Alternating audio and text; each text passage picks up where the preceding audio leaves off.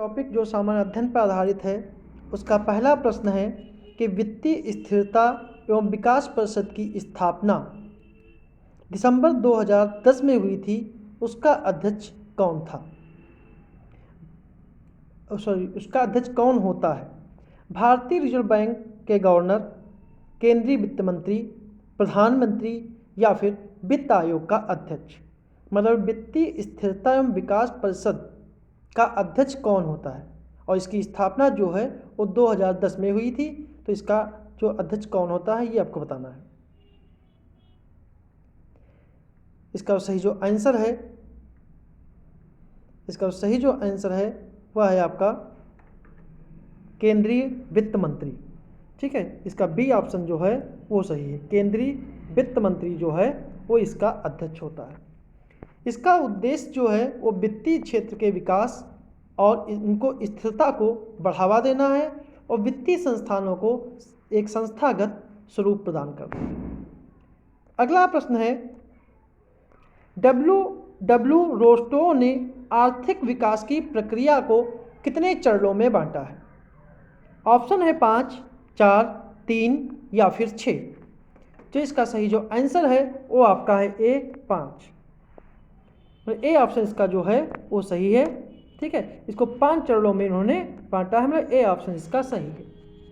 W Rosto ने जो अपनी पुस्तक है उनकी the stage of economic growth में आर्थिक विकास की प्रक्रिया को 5 चरणों में बांटा है।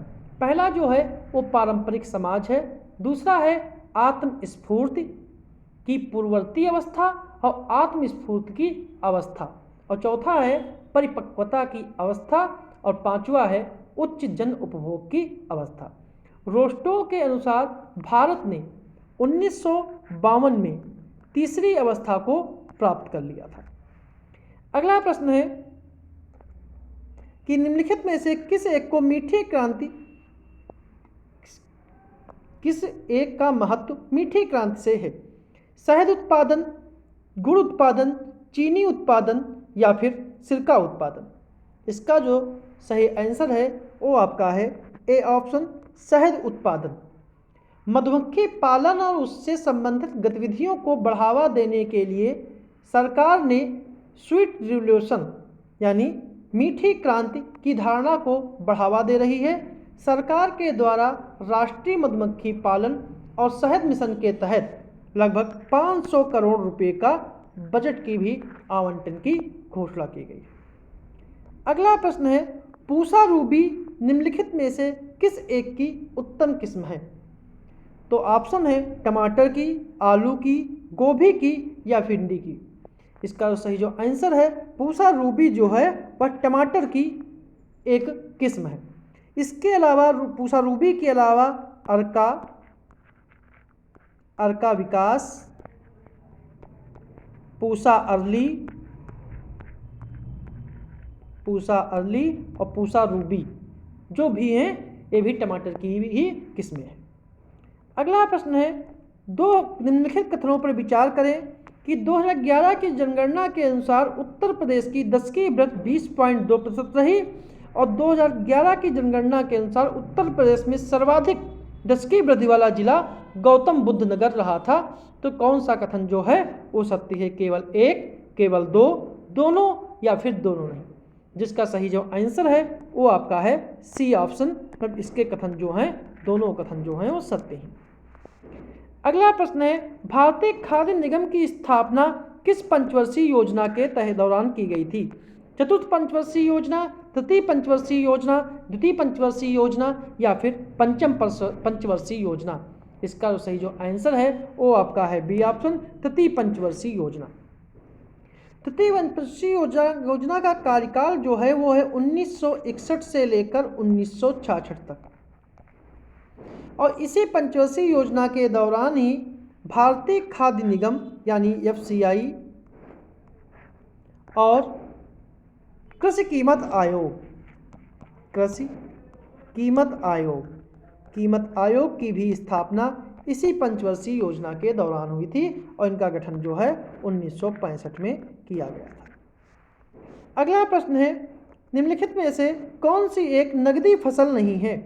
गन्ना, रबर, तंबाकू या फिर सोयाबीन।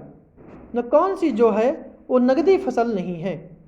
जो इसका सही जो आंसर है वो आपका है डी ऑप्शन, सोयाबीन।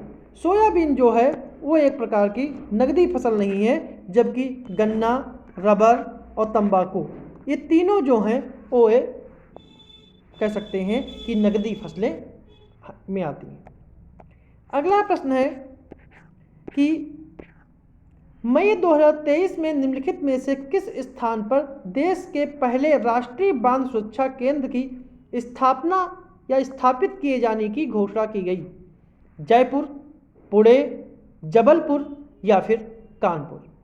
जिसका सही जो आंसर है कि मई 2023 में भारत का पहला राष्ट्रीय बांध सुरक्षा केंद्र की स्थापना जो है वो जयपुर में की जाने की घोषणा की गई थी। इसका उद्देश्य बांधों को भूकंप जैसी आपदाओं से बचाना है, इसलिए इसका कथन ऑप्शन जो है वो ए आपका सही है। अगला प्रश्न है, मई 2023 में ऑपरेशन करुणा को जो भारत सरकार ने चलाया था उसका क्या उद्देश्य था? सूडान से अपने नागरिकों को बाहर निकालना, तुर्की में आए भूकंप के लिए सहायता भेजना, म्यांमार में चक्रवात मोचा से प्रभावित लोगों की सहायता करना या फिर नेपाल में बाढ़ सहायता कार्यक्रम करना।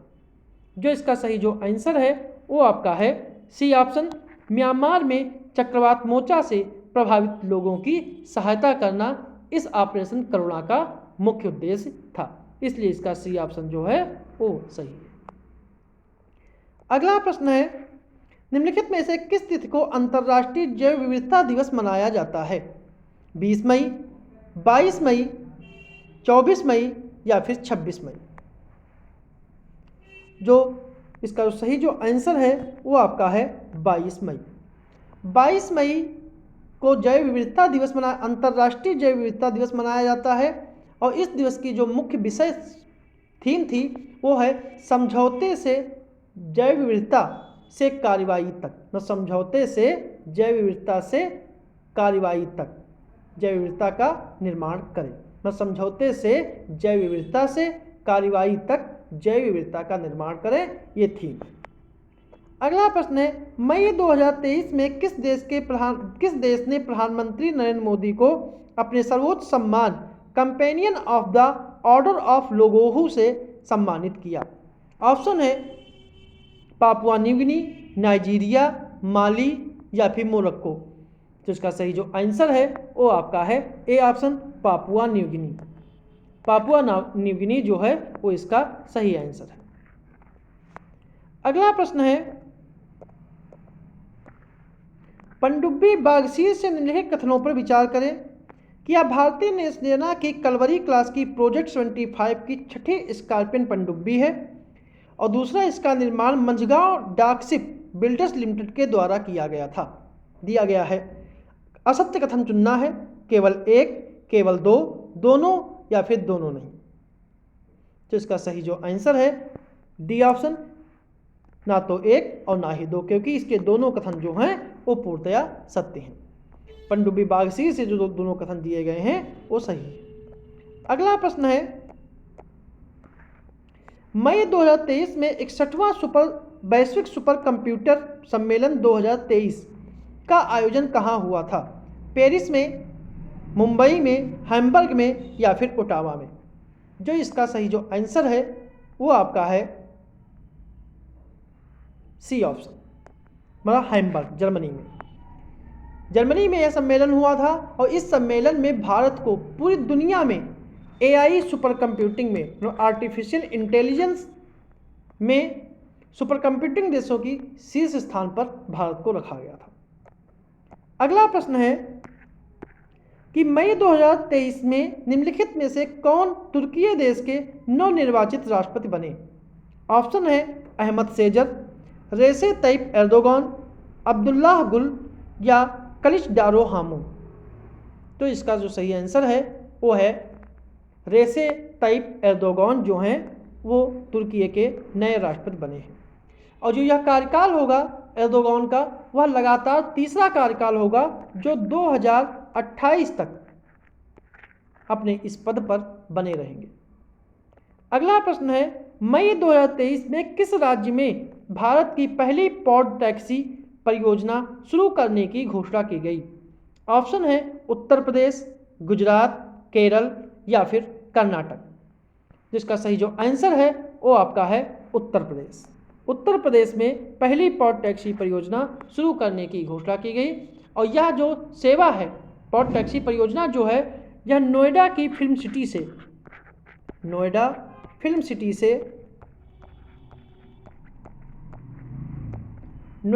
सिटी से लेकर, ठीक है, यह जेवर हवाई अड्डे तक, जेवर हवाई अड्डे तक संचालित की जाएगी। अगला प्रश्न है, मई 2023 में केंद्रीय पत्तन पोत परिवहन और जलमार्ग मंत्री द्वारा किस देश में स्थित सितवे बंदरगाह पर भारत के पहले मालवाहक जहाज की अगवानी की गई? म्यांमार, श्रीलंका, बांग्लादेश या फिर मालदीव। तो इसका सही जो आंसर है वो आपका है म्यांमार। केंद्रीय पत्तन पोत परिवहन और जलमार्ग मंत्री द्वारा म्यांमार में स्थित सितवे बंदरगाह पर भारत के पहले मालवाहक जहाज की अगवानी की गई। यह सितवे बंदरगाह जो है वो म्यांमार के रखाइन राज्य में है, म्यांमार के रखाइन राज्य में है और यह बंदरगाह Kaladan multi modal transport project के हिस्से के रूप में इसे विकसित किया गया। अगला प्रश्न है, मई 2023 में बुद्ध पूर्णिमा के अवसर पर खेलो इंडिया यूनिवर्सिटी गेम 2023 का शुभंकर जारी किया गया। इसका क्या नाम है? जीतू, पांडा, मयूर या फिर मोती। जो इसका सही जो आंसर है वो आपका है जीतू।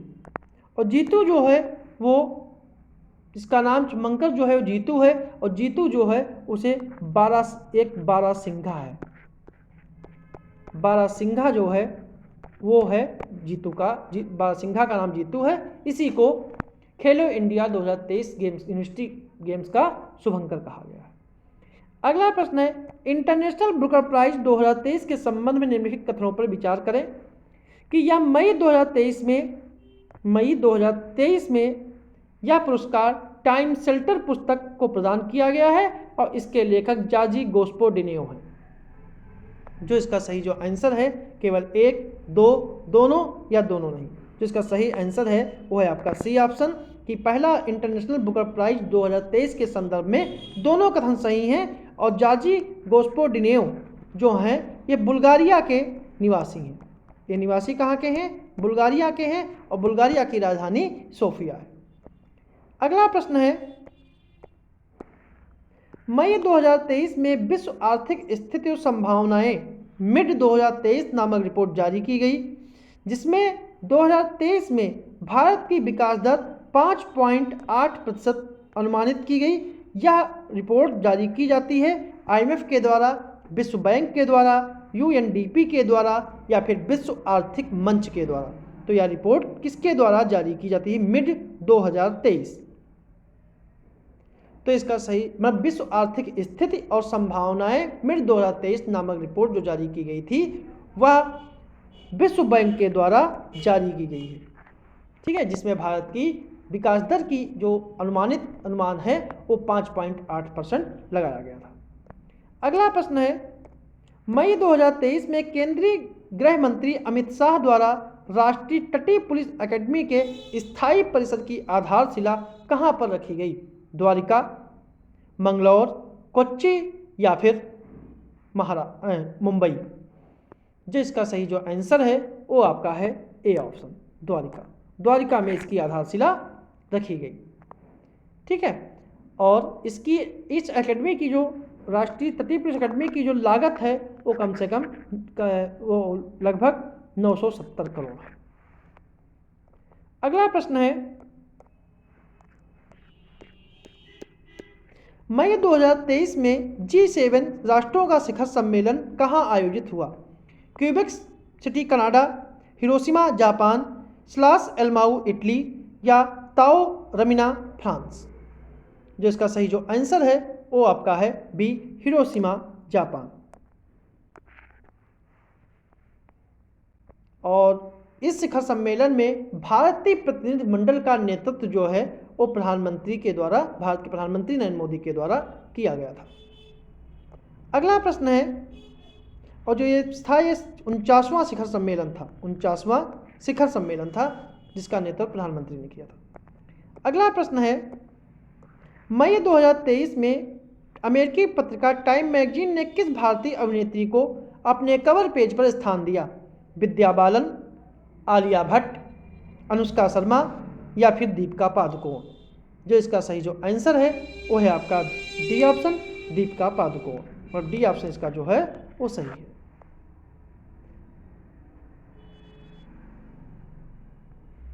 अगला प्रश्न है, मई 2023 में दुबई स्थित एयरलाइन एमिरेट्स के द्वारा विश्व के पहले रोबोटिक चेक इन असिस्टेंट का अनावरण किया गया और इसका नाम क्या है?